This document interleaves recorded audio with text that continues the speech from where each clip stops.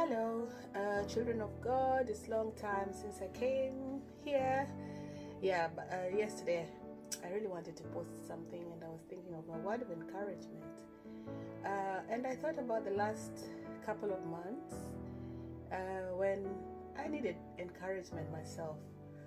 In August, I was working for a charitable organization, and my contract came to an end. And at the end of that contract, I was very hopeful and expectant of another role. I did a couple of interviews. Unfortunately, by the end of all those interviews, I still did not get a role. So I was out of a job, and it was very stressful time for me, with bills accumulating and all that. That's the time when I really had to go back to God and say, okay, God, you are the provider. You are my source. You say that we should not trust in ourselves. We should not trust in our knowledge and in our strength and in our wisdom.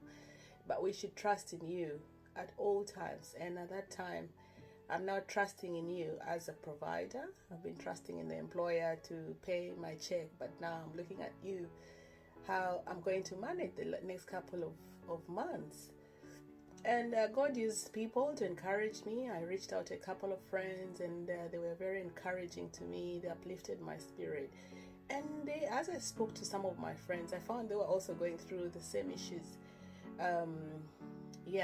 They had, I will not mention names, but one of my friends was also going through a very difficult moment where she felt she had applied for roles within the organization, and she had not gotten those roles, and she was very, very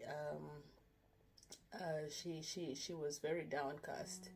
So we encouraged each other and uplifted each other, and God took us through those moments, through those months. And during those times, God helped me to appreciate my role as a grandma. So I spent more time with my grandson. I was able to provide care, support my daughter who had gone back to university, so support her more with my grandson. So I appreciated those moments that God gave me in those times.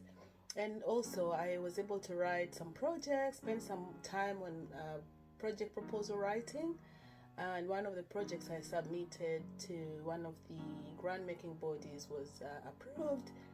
And that project is what I'm doing, one of the projects I'm doing now. So I wouldn't have maybe improved my skills or gotten this proposal approved if I was with the employer. So, these times help me to really, really appreciate, and of course, spending more time resting and just taking life easy, being less distressed by the work environment. Anyway, why am I saying all this? So many times we, especially some of us who are always encouraging others, uplifting others, when we are going through moments ourselves, we realize we don't really have anybody to encourage and uplift us, but we need to fall back on the word of God and remember God's promises. God has promised never to leave us, never to forsake us, and He says, ask of me and I shall give you.